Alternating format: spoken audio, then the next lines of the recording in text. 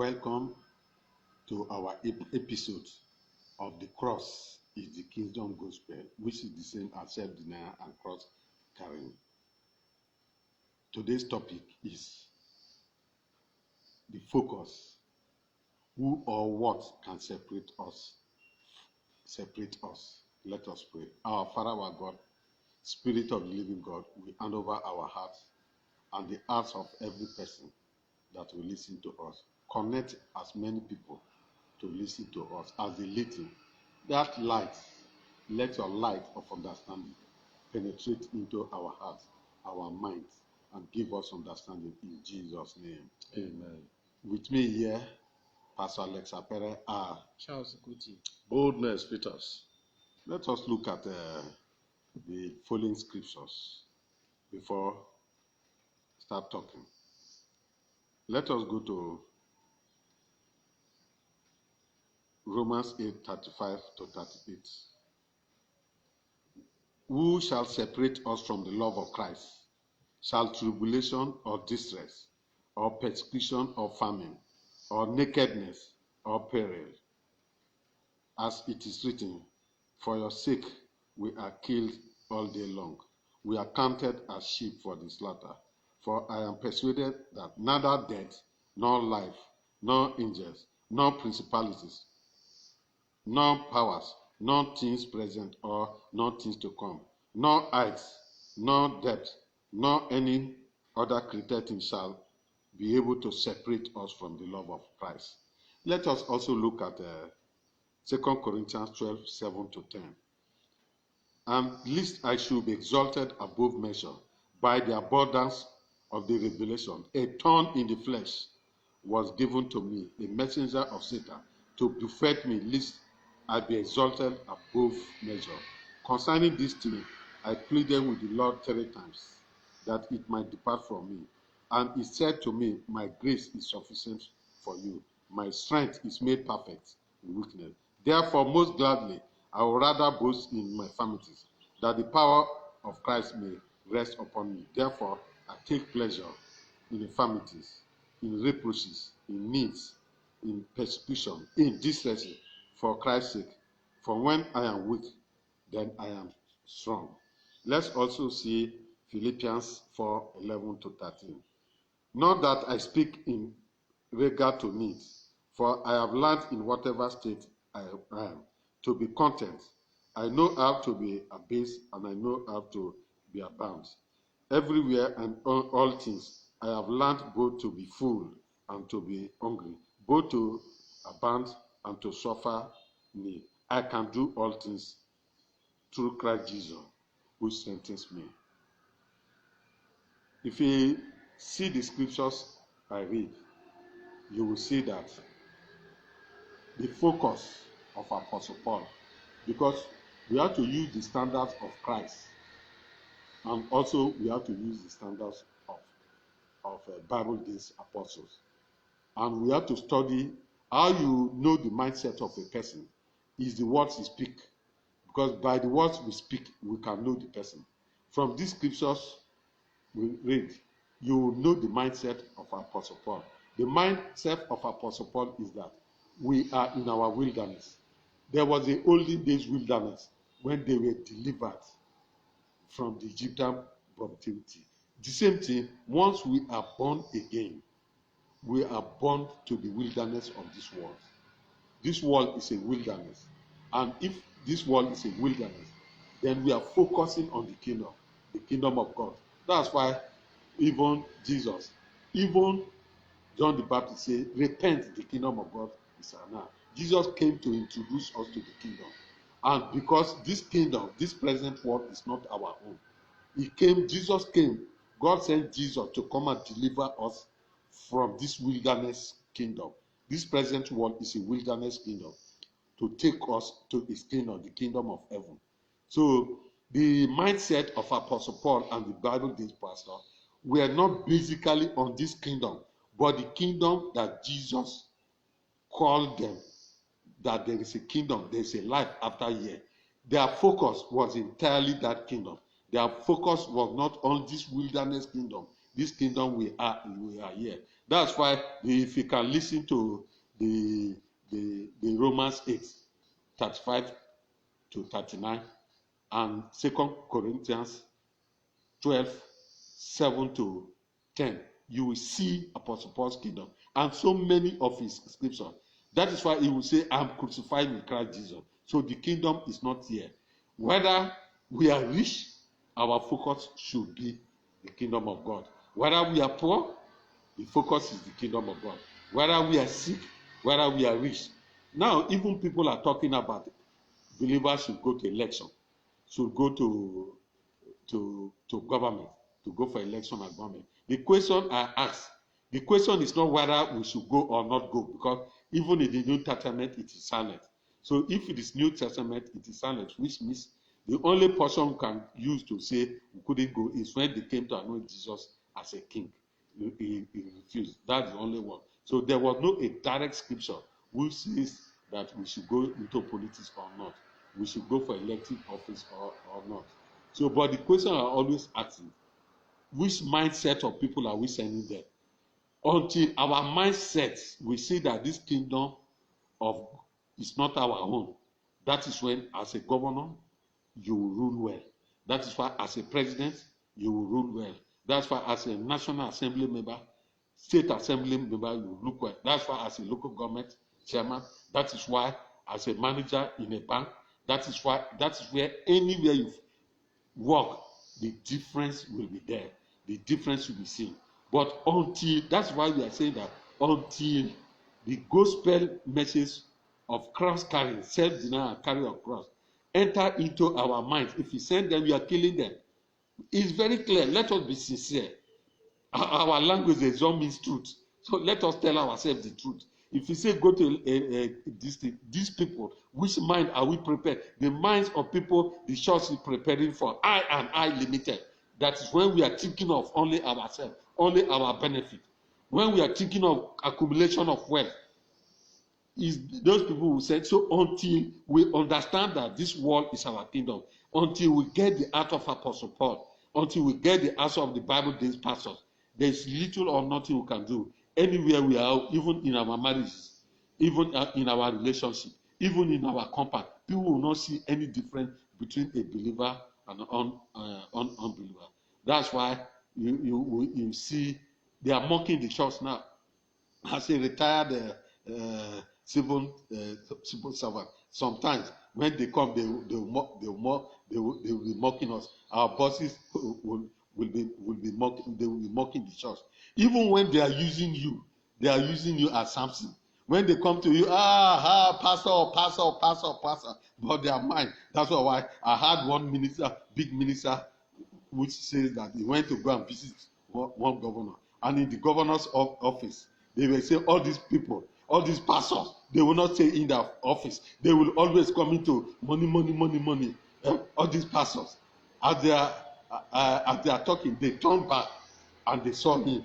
Then he said, pastor, it is not you we are talking to, it's others. It's not. Is it not the same thing? This pastor, they will not stay in the office. Money.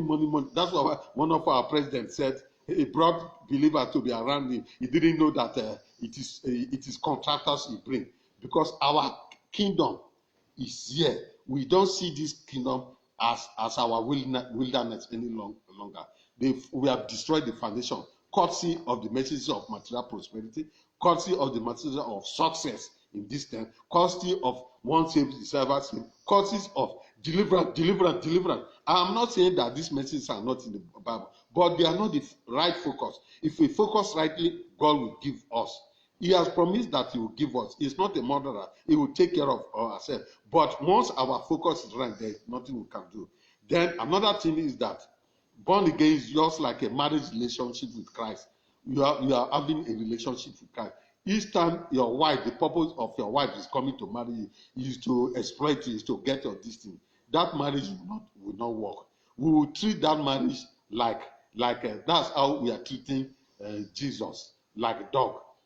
Come and deliver me. Come and give me food. Come on. We are treating him like dog, not as God.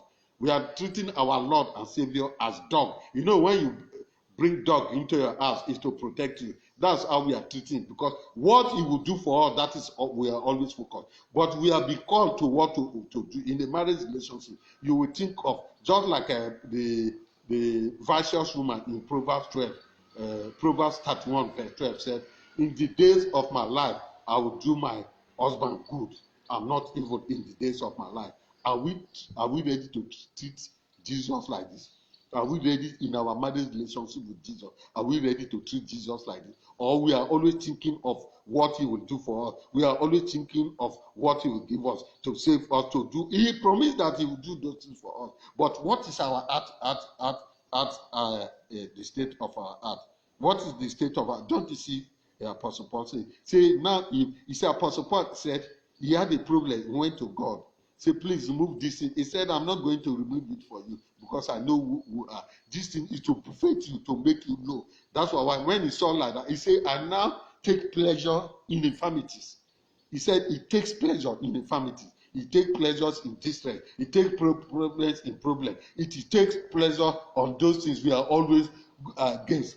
He said he takes pleasure in them. It is when those things come that will make him too strong, that the power of God will be with him. That's what he also said in Romans 8:35. Who can separate us from the love of Christ? He mentioned so many things. Is it nakedness? Is it perils? Is it persecution? Is it this thing? No, I am more than conqueror. In all these things, I am more than conqueror. The question is, General Overseer, you big man of God, you our fathers, our mindset, is it like that again? If our mindset are not like this, then there is something wrong with us. Ichabod. That is the truth. Let us not hide the truth to trade with one another. If our heart is not right, we will go to hell. God is not a respecter of any person. Is our heart's mindset like the heart of Apostle Paul that made him to make this thing? He made so many of short statements. By the time when even Jesus, Luke 6:24-24, he wooed the rich people. What of Matthew 23:15? He said, you go about everywhere and bring people, and you make them as twice as this thing. Is that not? You go evangelism when you bring them. People are saved. That's why one big man of God said, is one faithful member died. He said he went to God, and God told him that he does not answer prayer. Some of these prayers, our miracles are seen. So sometimes God is meeting them because of the individual. It's not because we are right with him. Because sometimes God pass through us because of the people, because of the need of the people, not because we are right. That's why you can do this miracle and still go to hell. So, and our mindset is the determining factor whether we are going to hell or we are not going to heaven. Is our mindset right with God? Is our mindset right with God? Is our focus is the kingdom of God? Is our focus is the cross of Jesus Christ, which he told us that he has carried his own cross? We should also deny ourselves and carry the cross. This should be the foundation message. When these things take over our heart, we can, anywhere we find ourselves, we cannot fall. Any person who has this mindset cannot fall, even though he make mistake. Because his heart will be tender, even though he make mistake. The Spirit of God will prick him, just like David. David's heart is tender. That's why when they came to tell him about this thing, he cried. But when he reached King Saul, because his heart is not tender towards God, he told Samuel, "Don't disgrace me before the people." When Prophet Samuel told him that you did not disobey the people how he was going, don't disgrace me before the people, which means his focus is self. I limited. Father, our Father, our God, with this few words, you will deliver us from flesh and take us to the cross. Know what Apostle Paul said? I die daily in Jesus' name. My pastor, what are you going to say about this? That's our Hallelujah. Amen. We want to thank God for the opportunity again to throw light on this topic that we have been looking at for some time now. We want to thank God, sir, for the insight you have thrown to us about this issue of we have been looking at the cross carrying and self-denial and the cross carrying. And we are looking at the topic that was introduced today about the focus. What shall separate us? what shall separate us is not what shall separate us from prosperity gospel that we have heard. What shall separate us from the truth? And what is the truth? The gospel of the kingdom, which is the issue of self-denial and cross-carrying. That actually is what we have seen as the focus, and that is what we are saying we should not be separated from. We should not be separated from this theme that is now the love of our life. We have seen that this self-denial is the life that Jesus lived. Though he was the Son of God, but he did not count it equal as robbery to equate himself with God. So we see him showing us the perfect example. So we are supposed to follow in that knowledge and in that understanding that we are not supposed to be separated from this same life that Jesus lived, having shown us, having brought us to this point that we are. This message we are talking about is more relevant for us believers, not first for unbelievers. Unbelievers, their own case is that they need to be born again. They need to receive the truth. The truth need to convict them of righteousness and of judgment and truth. They need to be convicted of their sin and repent, just as we have heard. That the message Jesus preached to them, to the unbelievers, is repent, repent. And even to some that are lukewarm Christians, you need to repent. You need to repent. You need to come to your wit end and submit your life to Jesus. And only when you have done this will you begin to come into alignment or agreement or love with this truth that we are talking about. So when we say what shall separate us, we are talking about the love that we already have for God. The Bible says in the last days, the love of many will wax cold. It means that their love, they will be separated from the love of God. They will be detached from the love of God. Their love for God will weaken. Another thing will occupy them and take over them. So we are seeing here that we must not be separated from the love of God, because there are so many things that is fighting to separate us, just as we have heard. So many doctrines in the church nowadays, so many talks up and down, and even tribulation, even the curse of this life. These are the things that are coming up to shock or to crowd out the love of God from our life. And that's why we need to walk in this understanding. We need to constantly deny ourselves so that we will not be separated from this love of God, from this truth of the kingdom. We need to carry our cross so that the cross will help us to know that we are glued to Christ. We are attached to him, just like we heard about the issue of marriage. Divorce is not the option. It is continue and perpetual marriage, because you must live to please your spouse. So we also, like we are married to Christ Jesus, we must seek to know that it's a covenant. It's a covenant we have with Jesus, and we should make sure that we are not ready to break that covenant and hold on, glued to him, attached, cleave to him, and hold on to this law and trusting him and praying and believing that we will not be separated from this truth. May God help us as we trust the Lord to help our hearts to adhere to this word of God in the name of Jesus. Amen. Amen. Pastor Boldness Peters. Praise the Lord. Hallelujah. The issue in today's broadcast, quoting from the Bible and from what we have heard today, I want us to know that when we talk about focus, we are talking about concentration of attention. And it simply shows to us that there are many things calling for our attention, or you have to concentrate on one. So as believers, born again Christians, the primary focus of every believer, every minister of God, is to please God.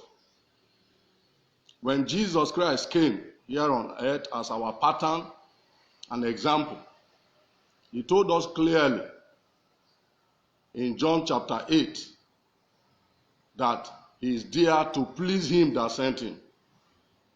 So also every believer, our goal, our concentration is to please God, is to please Jesus Christ. So in the message today, in the study today, which says focus. The focus is who or what shall separate us. So whatever we go through, whether poverty or riches, whether sickness or health, whether failure or success, should not be our concentration, should not be our attention. That in whatever situation we find ourselves, the focus is to love the Lord. The focus is to please Him. The focus is to obey Him. The focus is not to compromise. Because if you look at the life of our Lord Jesus Christ, when He was in the Garden of Gethsemane, He was ready to go through a painful experience. He was ready to go through the cross. He was ready to go through self-denial. But He said, nevertheless, not as I will, but as the Father wills. That should be our focus. When we have this mindset of focusing on pleasing the Father, on focusing on pleasing Christ, then whatever situation we find ourselves, we even take it joyfully. We even thank God for it, because the Bible says all things work together for our good. So whatever God permits for us as believers to go through, I want us to know that God is right. That He allowed it for our good. Just like we saw in 2 Corinthians 12, where Paul, literally as if he was sick, a thorn in the flesh. And he went to prayer, asking God to take it away. But what did God answer him? God did not take it away. God only said, my grace is sufficient for you to go through it. My brothers and sisters, this morning, I want us to know that the main focus should not be pleasing ourselves, but we should not allow anybody, that is the who there, and we should not allow any situation, which is the what there, to disconnect us from our covenant relationship with Jesus, to detach us from our love relationship with God. Just like the example that I've been giving today in the marital example, because if every husband and wife, particularly believers, we understand that marriage is a covenant for life, then we can carry that same mentality into our relationship with Jesus, because it's the same thing. So, beloved brethren, the message today is simply calling our attention to concentrate more on pleasing the Lord Jesus, on not our situation, on not on anybody. Whatever anybody says, criticizes you, persecute you, speak evil against you. Remember Matthew chapter 5. Jesus there was blessing us, giving us certain inner quality that we need to develop. He said, blessed are you when men shall persecute you, revile you, say all manner of evil things against you. He said, rejoice exceedingly, for your name is written in heaven. So I want us to take up this challenge using the example of our Lord Jesus Christ, using the example of Paul the Apostle, to concentrate more on anything that will separate us from the love of God. We should not allow it. And that is where self-denial comes in. Because if we are able to embrace self-denial, then whatever situation we go through will not matter to us. If we are able to embrace self-denial and cross-carrying, whatever anybody is doing or saying against us will not matter anymore to us. Look at Paul in his lifetime. People said all manner of things against him. Look at our Lord Jesus Christ. They even slapped him. They even said so many things against him. But the Bible says, like a sheep led to the slaughter, he opened not his mouth. So at the root of the problem why many of us will not please God, many of us will not concentrate on doing what is right, is the self in us. And that is why there must be need for self-denial, saying no to all those things that will make us to react to an extent of compromising. We must remain glued to our Lord Jesus Christ in pain, in suffering, in lack, in persecution, in distresses. And at the same time, we must also glue to him in abundance, in health, in any kind of pleasure, because these are the things we are called to do. So I pray that as you have had this few study this morning, this discussion this morning, the Holy Spirit will use it to call you and I back to self-denial and cross-carrying, which is the foundation, the basic foundation that our Lord Jesus Christ gave us, and which also the Bible days apostle, including Paul, equally embrace. May the Lord help all of us in Jesus' name. Amen. Well, let me conclude with this, because I know many people will be offended in what we are saying. No wonder Jesus said, if you say you have sin, I will have healed you. But you say you don't have sin, your sin will remain with you. Do you know the reason I am saying that we and our father? I'm a father too. I have a ministry too. I'm a father too. We and our father. I have a father to some people. We are our fathers and the church leaders. We are following. The reason I am saying this is that let's go back to the altar and repent. Because no person except the Holy Spirit inside you, no person can live a life that Jesus required for us to live. So that's why when I'm teaching, I don't too like to, not that I'm saying it's bad. Don't steal, don't fornicate, don't be greedy, don't be covetousness, don't be covetous, don't look for fame. You don't have the ability to do it because the Spirit has left. That is the sign. That's why I'm saying, let us be sincere. Judge yourself so that you will not be judged. Let us be sincere. Let's be sincere. Let's be sincere, my fathers. don't be angry. Eldo, don't be angry. Go to the altar and repent. That's what I do a day. I'm not saying no what a person say. After I preach, I bring myself under subjection so that I will not be a castaway. So if what I'm saying is offending you, it is a sign that it's in Kabodo. It's the truth I'm telling you. If what I'm saying is supposed to, that's why I always like to give David as example. When he was told that this, he repented. But Saul was offended. Don't disgrace me before the people. Which one is disgrace? What do you mean by disgrace? Let us tame our pride, though. Let's go to the altar, all of us. God wants to do a new thing. He wants to send this thing. Let us accept our fall. Let us tell ourselves that we are falling. Me, I always tell myself that I am falling. Let us tell ourselves so that he will revive us again. No?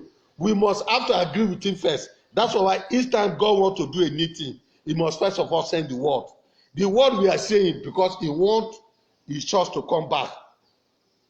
Do you know the present position of the church of Jesus Christ in Revelation 3:20? He said he's knocking at our door to come in.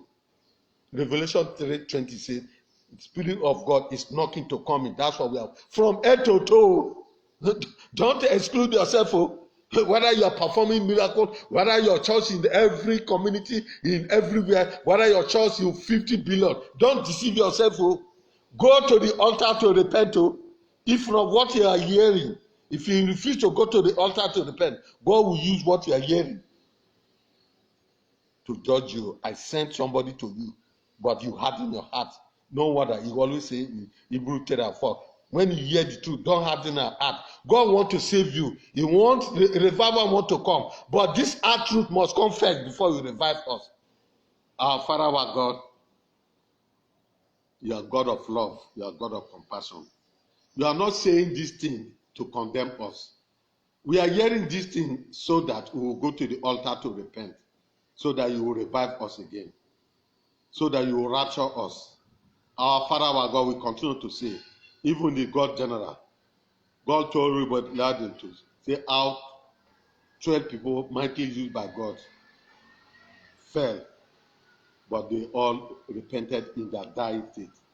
Like Alexander Dowo, he said he was even going to the bush to preach to the trees his former message, because incurable disease came into him. And he started to preach his old time messages. Let's go back to the 70s and 80s, especially in Nigeria. Let's go back to the old time. And we don't have the power to do it until we receive him afresh. We need him afresh again in our lives. From the biggest minister to the smallest minister.